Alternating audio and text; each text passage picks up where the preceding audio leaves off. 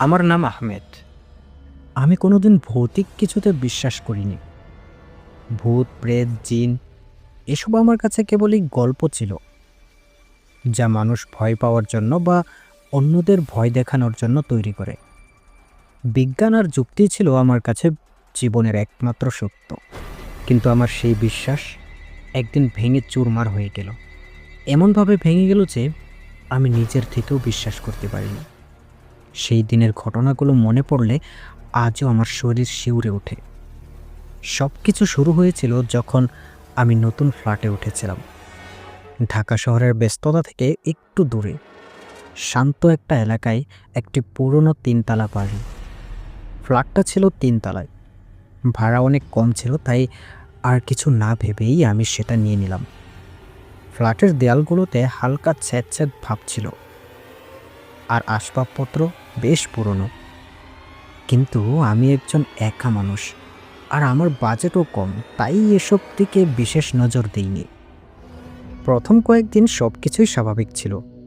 দিনের বেলায় সূর্যের আলোয় ফ্ল্যাটটা বেশ উজ্জ্বল থাকতো, রাতেও কোনো সমস্যা হতো না। কিন্তু ধীরে ধীরে অদ্ভুত কিছু ঘটনা ঘটতে শুরু করলো।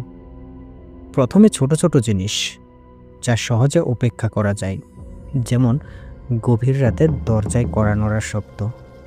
আমি ভাবতাম পাশের ফ্ল্যাটের কেউ হয়তো ভুল করে আমার দরজায় নক করছে, কিন্তু যখনই খুলতাম দেখতাম কেউ নেই। কয়েকবার এমন হওয়ার পর আমি আর পাত্তা দিতাম না। এরপর একদিন মাঝরাতে আমার ঘুম ভেঙে গেল। মনে হলো যেন কেউ ফিস ফিস করে কথা বলছে। শব্দটা আমার শোবার ঘরের কোণা থেকে আসছিল।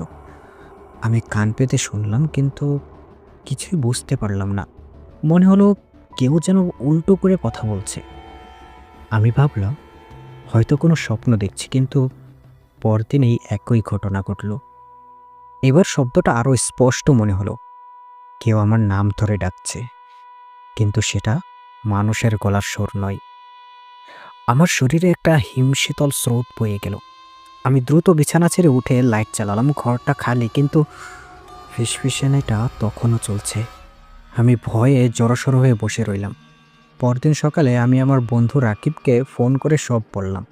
রাকিব কিছুটা ধার্মিক, মাদ্রাসার ছাত্র, তাই সে সব শুনেই বলল, তুই মনে হয় জিনের পাল্লায় পড়েছিস। ফ্ল্যাটে কিছু কোরআনের আয়াত বাজিয়ে রাখ, দেখবি সব ঠিক হয়ে যাবে। আমি প্রথমে এসব মানতে চাইনি, কিন্তু যখন ভয়টা বাড়তে থাকলো তখন রাকিবের কথা মনে পড়ল। একটা ছোট স্পিকার কিনে তাতে কোরআন তেলাওয়াত বাজিয়ে রাখলাম। কয়েকদিন সত্যিই শান্তি ছিল। রাতে কোনো শব্দ হতো না, ফিসফিসানিও বন্ধ হয়ে গিয়েছিল। আমি অস্থির নিঃশ্বাস ফেললাম। ভাবলাম হয়তো রাকিব ঠিকই বলেছিল। কিন্তু সেই শান্তি বেশিদিন স্থায়ী হলো না। একদিন রাত, তখন প্রায় 2টা, আমি ঘুমিয়েছিলাম। হঠাৎ করে স্পিকারটা বিকট শব্দে বেজে উঠল। এমন শব্দ যেন তার ভেতর থেকে কেউ চিৎকার করে কিছু বলছে। আমি ধড়মড় করে উঠে বসলাম, স্পিকারের তার ছিঁড়ে ফেললাম, কিন্তু শব্দটা বন্ধ হলো না। মনে হলো শব্দটা যেন ঘরের দেয়াল থেকে আসছে। আমি আতঙ্কে কাঁপতে লাগলাম। ঘরটা অন্ধকার, শুধু জানালার বাইরে থেকে আসা চাঁদের আবছা আলোয় সবকিছু কেমন যেন ভৌতিক দেখাচ্ছে। আমি দেখলাম আমার বিছানার পাশে রাখা পানির গ্লাসটা নিজে থেকেই নড়ছে, তারপর সেটা শূন্যে উঠে গেল এবং শব্দে নিচে পড়ে ভেঙে গেল। আমার হৃৎপিণ্ড যেন গলার কাছে এসেছিল। আমি চিৎকার করতে চাইলাম, কিন্তু আমার গলা দিয়ে কোনো শব্দ বের হলো না। মনে হলো যেন কেউ আমার গলা টিপে ধরেছে। আমার নিঃশ্বাস বন্ধ হয়ে আসছিল। আমি কোনো মতে লাইটের সুইচ পর্যন্ত পৌঁছানোর চেষ্টা করলাম। ঠিক তখনই আমার পায়ের কাছে একটা ছায়া দেখতে পেলাম। ছায়াটা মানুষের মতো, কিন্তু এর কোনো মুখ বা আকৃতি ছিল না। সেটা ধীরে ধীরে আমার দিকে এগিয়ে আসছিল। আমি চিৎকার করে উঠলাম, কিন্তু কেউ শুনল না। ছায়াটা আমার সামনে এসে দাঁড়িয়ে গেল। আমার মনে হলো আমার শরীরের প্রতিটি রক্তবিন্দু জমে বরফ হয়ে যাচ্ছে। ঠান্ডা হাওয়া বইছিল ঘরে, অথচ জানালা বন্ধ। ছায়াটা আমার দিকে হাত বাড়ালো। তার হাতে ছিল দীর্ঘ সরু আঙ্গুল। আমি চোখ বন্ধ করে আল্লাহর নাম জপতে শুরু করলাম। আমার মনে তখন কোনো যুক্তি বা বিজ্ঞান ছিল না, শুধু ছিল ভয় আর বাঁচার আকুল প্রার্থনা। যখন আমি চোখ খুললাম তখন দেখলাম ছায়াটা নেই, স্পিকারটাও নীরব, শুধু ভাঙা কাচের টুকরোগুলো ছড়িয়ে আছে মেঝেতে। আমি আর এক মুহূর্ত সেখানে থাকলাম না। পরদিনই আমি ফ্ল্যাট ছেড়ে দিলাম। কিন্তু সেই ছায়া, সেই ফিসফিসানি আর সেই বিকট চিৎকারের শব্দ আমার মন থেকে কোনো দিন মুছে যায়নি। এটা ছিল আমার জীবনের প্রথম বাস্তব অভিজ্ঞতা। ফ্ল্যাট ছাড়ার পর আমি একটা নতুন জায়গায় উঠলাম। এবার আর কোনো পুরনো বাড়িতে নয়, বরং একটা আধুনিক অ্যাপার্টমেন্ট বিল্ডিং। আমি ভেবেছিলাম আধুনিক ফ্ল্যাটে এমন কিছু হবে না। নতুন ফ্ল্যাটে প্রথম কয়েকদিন বেশ ভালোই ছিল, শান্তিতে কাটছিল। কিন্তু আমার মনের ভেতর সেই ভয়টা থেকেই গেল। রাতে ঘুমাতে গেলে পুরনো ফ্ল্যাটের ঘটনাগুলো আমার চোখের সামনে ভেসে উঠত। একদিন রাতে আমি ল্যাপটপে কাজ করছিলাম। হঠাৎ মনে হলো আমার পাশে কেউ দাঁড়িয়ে আছে। আমি চারপাশে তাকালাম, কিন্তু কেউ নেই। একটা হালকা আতরের গন্ধ পেলাম, যা ঘরে ছিল না। আমার ভেতরটা ভয়ে কেঁপে উঠল। আমি সঙ্গে সঙ্গে লাইট জ্বালালাম। দেখলাম আমার ল্যাপটপের স্ক্রিনে আমার প্রতিছবিতে একটা ছায়া। ছায়াটা আমার কাঁধে হাত দিয়ে রেখেছে। আমার শরীর হিম হয়ে গেল। আমি দ্রুত পেছনে তাকালাম, কিন্তু কিছুই পেলাম না। এবার ভয়টা শুধু আমার মনের ভেতর ছিল না, এটা বাস্তব হয়ে আমার নতুন ফ্ল্যাটেও চলে এসেছে। আমি বুঝতে পারলাম এটা কোনো ফ্ল্যাটের সমস্যা ছিল না, সমস্যাটা ছিল আমার সঙ্গে। আমি আবার রাকিবকে ফোন করলাম। আমার ভয়ে ভাঙা গলা শুনে সে বুঝতে পারল কিছু একটা হয়েছে। আমি তাকে সব খুলে বললাম। রাকিব এবার আর আমাকে সান্ত্বনা দিল না, বরং সে কিছুটা চিন্তিত হয়ে বলল, আহমেদ, তুই এখন একা নয়, তোর সঙ্গে কিছু একটা লেগে আছে। চল আমরা একজন বিশেষজ্ঞের কাছে যাই। আমি তার কথা শুনলাম। পরদিনই আমরা একজন আলেমের কাছে গেলাম। তিনি একজন জিন শিকারী হিসেবে পরিচিত ছিলেন। নাম তার মৌলানা ইসমাইল। দেখতে শান্তশিষ্ট, মুখে লম্বা দাড়ি, চোখে তীক্ষ্ণ দৃষ্টি। আমরা যখন তার কাছে পৌঁছলাম, তিনি আমাকে দেখে একটা অদ্ভুত হাসি দিলেন। তিনি বললেন, তুমি তো একজন নাস্তিক ছিলে, তাই না? কিন্তু এখন তোমার চেহারায় অবিশ্বাস আর নয়, বরং ভয় দেখতে পাচ্ছি। আমি অবাক হয়ে গেলাম। আমি তাকে আমার সম্পর্কে কিছুই বলিনি, তবুও তিনি কিভাবে জানলেন? আমি তাকে সব ঘটনা খুলে বললাম, পুরনো ফ্ল্যাটের ঘটনা থেকে শুরু করে নতুন ফ্ল্যাটে যা যা ঘটল সব কিছু। তিনি মন দিয়ে শুনলেন। তার চোখে কোনো অবাক ভাব ছিল না, বরং তিনি যেন এমন ঘটনা আগেও শুনেছেন।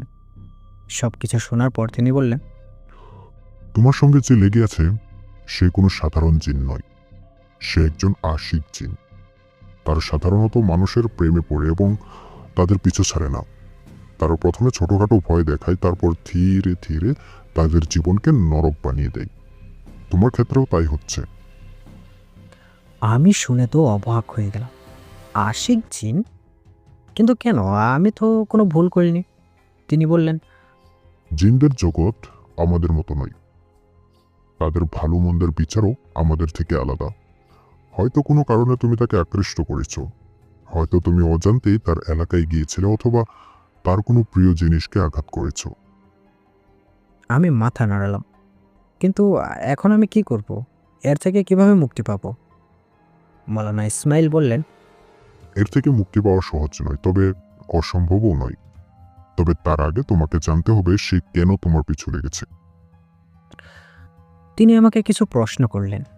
আমার জন্মস্থান, আমার পরিবারের ইতিহাস, আমি কোনো দিন কোনো পুরনো জায়গায় একা গিয়েছিলাম কিনা, এমন সব প্রশ্ন। আমি যখন তাকে উত্তর দিচ্ছিলাম, তিনি একটা ডায়েরিতে কিছু লিখছিলেন। হঠাৎ তিনি আমাকে জিজ্ঞেস করলেন, তোমার পূর্বপুরুষদের মধ্যে কেউ কি কোনোদিন কোনো জিনকে বন্দি করেছিলেন, অথবা তাদের সঙ্গে কোনো চুক্তি করেছিলেন? আমি ভেবে দেখলাম আমার দাদু ছিলেন একজন কবিরাজ। তিনি গাছগাছালি দিয়ে চিকিৎসা করতেন। তিনি জিন ভূতের ব্যাপারে বিশ্বাস করতেন। আমার মনে পড়ল আমার বাবা একবার বলেছিলেন যে দাদু একবার নাকি একটা জিনকে একটা বটগাছের মধ্যে বন্দি করেছিলেন। হ্যাঁ, হ্যাঁ, আমার দাদু এমন কিছু করেছিলেন বলে শুনেছিলাম। একটা বটগাছকে নিয়ে কিছু একটা হয়েছিল। মৌলানা ইসমাইল এবার নড়ে বসলেন। তিনি বললেন, তাহলে আমি যা ভেবেছিলাম সেটাই সত্যি। তোমার দাদু যে জিনকে বন্দি করেছিলেন, তার কোনো বংশধর হয়তো তোমার উপর প্রতিশোধ নিতে এসেছে। তারা চায় তুমি সেই জিনকে মুক্ত করো। আমার মাথা ঘুরতে লাগলো। আমি বললাম, কিন্তু আমি কিভাবে মুক্ত করব? আমি তো জানি না সেটা কোথায় আছে। মৌলানা ইসমাইল আমার দিকে এক দৃষ্টিতে তাকিয়ে রইলেন। তার চোখে একটা গভীরতা ছিল। তিনি বললেন, আমি তোমাকে সাহায্য করব, কিন্তু এই পথটা কঠিন। তোমাকে অনেক পরীক্ষা দিতে হবে। তোমাকে সাহসের সঙ্গে এই লড়াইটা লড়তে হবে। আমি বললাম, আমি প্রস্তুত, আমি যে কোনো কিছু করতে রাজি। তিনি বললেন, তাহলে চলো, আমরা শুরু করি। মৌলানা ইসমাইল আমাকে নিয়ে তার বাড়ির পিছনে একটা ছোট্ট ঘরে গেলেন। ঘরটা খুব সাধারণ, কিন্তু তার ভেতরটা ছিল অদ্ভুত। চারিদিকে পুরনো ধর্মগ্রন্থ, আরবিতে লেখা বিভিন্ন তাবিজ আর ধূপের গন্ধ।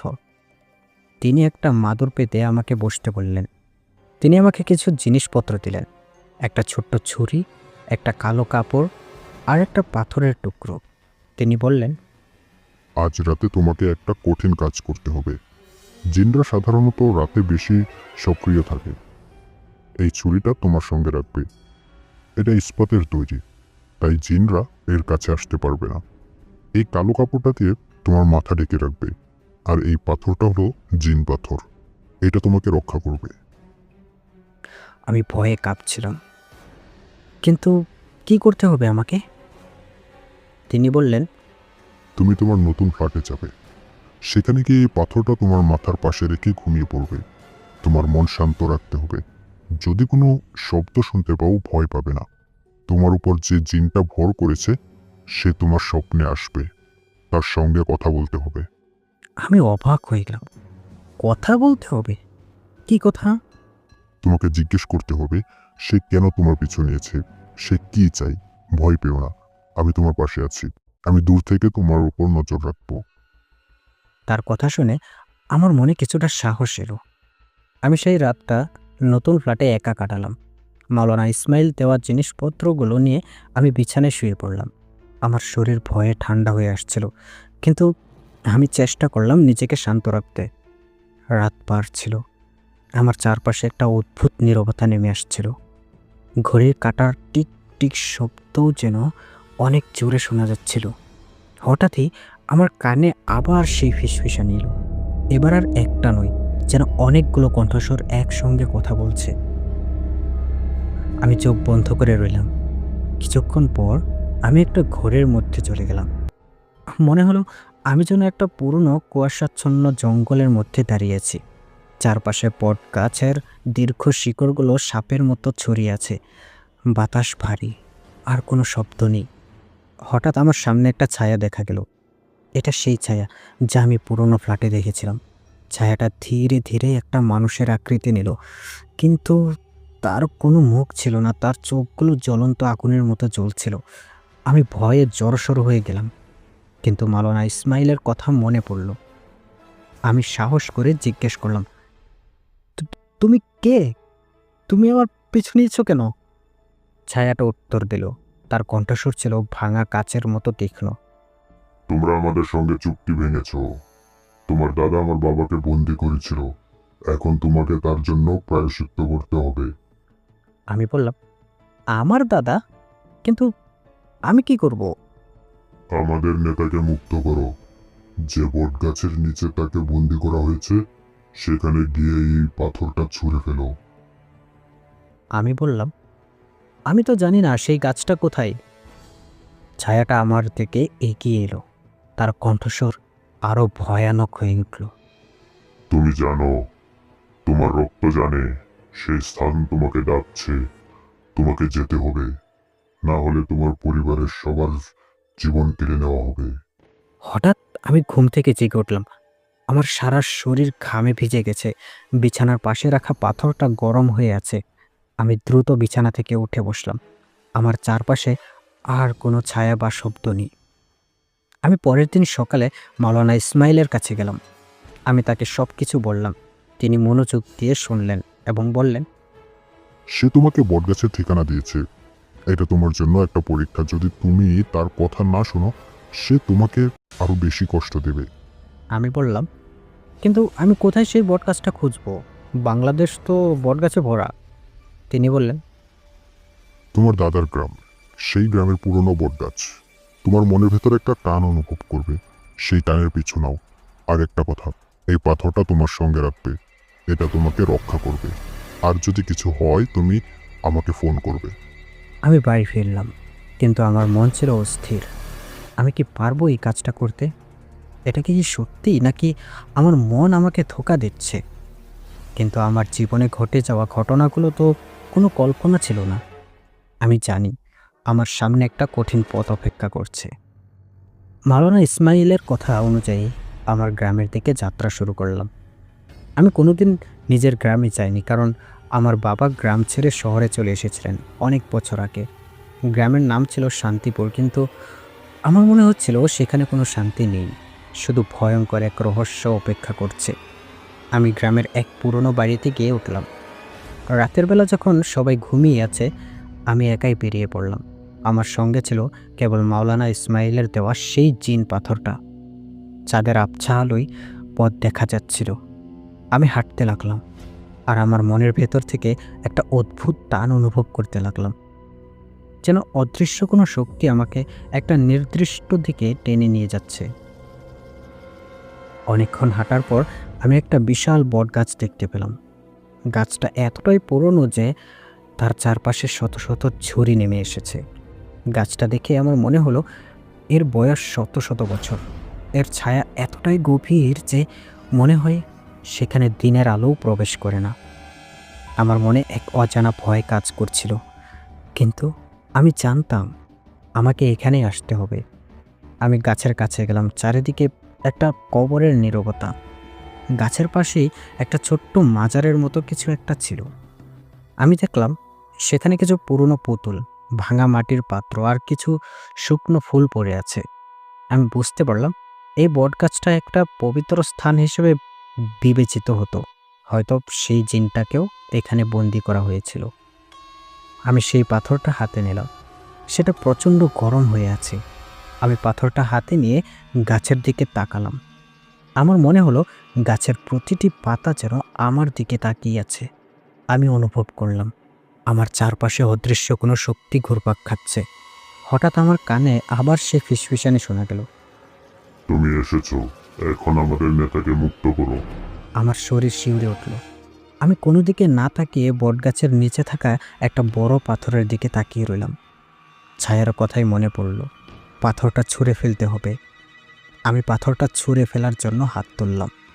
ঠিক তখনই একটা ঠান্ডা বাতাস আমাকে ধাক্কা দিল। আমার মনে হলো কেউ আমাকে বাধা দিচ্ছে। সেই ফিসফিসানি এবার রাগে পরিণত হলো। তুমি যদি আমাদের নেতাকে মুক্ত না করো, তাহলে তোমার পরিবারের সবার উপর আমাদের অভিশাপ পড়বে। আমার হাত কাঁপতে লাগলো। আমি জানতাম এটা একটা পরীক্ষা। যদি আমি এই পাথরটা ছুঁড়ে ফেলি তাহলে কি হবে? এই জিনটা হয়তো মুক্ত হয়ে আরও ভয়ানক হয়ে উঠবে। যদি না ফেলি তাহলে আমার পরিবার বিপদে পড়বে। আমি ভয়ে চোখ বন্ধ করে নিলাম। আমার মনে পড়ল মাওলানা ইসমাইলের কথা। তিনি বলেছিলেন, তোমাকে সাহসের সঙ্গে এই লড়াইটা লড়তে হবে। আমি হঠাৎ করে সিদ্ধান্ত নিলাম, আমি পাথরটা ছুঁড়ে ফেললাম না, বরং আমি মাটিতে বসে পড়লাম এবং বিসমিল্লাহ বলে কোরআন তেলাওয়াত শুরু করলাম। আমি জানি না কেন, কিন্তু আমার মনে হলো এটাই সঠিক পথ। আমার তেলাওয়াত যত জোরে হচ্ছিল, আমার চারপাশের ফিসফিসানি তত তীব্র হচ্ছিল। মনে হলো যেন শত শত পিঁপড়ে আমার শরীরে হেঁটে বেড়াচ্ছে। আমি চোখ বন্ধ করে তেলাওয়াত করতে লাগলাম। হঠাৎ একটা ভয়ঙ্কর চিৎকার শোনা গেল। মনে হলো যেন কেউ খুব জোরে কাঁদছে। আমি চোখ খুললাম, দেখলাম বটগাছের চারিদিকে একটা কালো ধোঁয়া জমা হচ্ছে। ধোঁয়াটা ধীরে ধীরে একটা আকৃতি নিল। সেটা একটা মানুষের মতো, কিন্তু তার চোখগুলো জ্বলন্ত ছিল। ধোঁয়াটা আমার দিকে এগিয়ে এলো। আমি ভয় পেলাম না, বরং তিলাওয়াত চালিয়ে গেলাম। ধোঁয়াটা আমার কাছে এসে আমার শরীরে আঘাত করার চেষ্টা করলো। আমি অনুভব করলাম কেউ আমাকে ধাক্কা দিচ্ছে, কিন্তু আমি নড়লাম না। ধীরে ধীরে ধোঁয়াটা মিলিয়ে যেতে লাগলো। চিৎকারটাও বন্ধ হয়ে গেল। চারিদিকে আবার শান্ত নীরবতা ফিরে এলো। আমি উঠে দাঁড়ালাম, দেখলাম আমার হাতে সেই জিন পাথরটা নেই। পাথরটা ভেঙে টুকরো টুকরো হয়ে গেছে। আমি বুঝে গেলাম পরীক্ষাটা শেষ। জিনটা আমাকে আর ভয় দেখাতে পারবে না। আমি তিলাওয়াত করতে করতে হেঁটে বাড়ি ফিরলাম। আমার শরীরে কোনো শক্তি ছিল না, কিন্তু মনের ভেতর একটা শান্তি ছিল। পরের দিন সকালে আমি মৌলানা ইসমাইলের কাছে গেলাম। আমি তাকে সব বললাম। তিনি হেসে বললেন, তুমি সফল হয়েছো, তুমি তোমার ভয়কে জয় করেছো। তুমি যখন পাথরটা ছুঁড়ে ফেলোনি, তখন জিনটা বুঝে গিয়েছিল যে তুমি তাদের কাছে হার মানবে না। আমি বললাম, কিন্তু সে এখন কোথায়?